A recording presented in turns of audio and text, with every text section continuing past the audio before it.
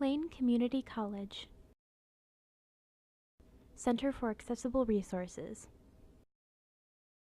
In this tutorial, Lane students will learn how to use Natural Reader to listen to text. Start by visiting the Natural Reader website at www.naturalreaders.com. Click Go to Online Reader to be directed to the reader. The Play button reads your text out loud. The Language menu allows you to choose a reading voice or language. The Speed menu allows you to choose a comfortable reading speed. The text box allows you to type or copy and paste text to be read out loud. The magnifying glass allows you to turn enlarged captions on or off. To read a PDF, click the plus button. Select a file, then click Open.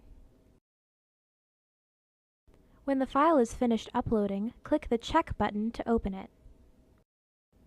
Press Play to read the document from the beginning, or click any part of the text to read from there.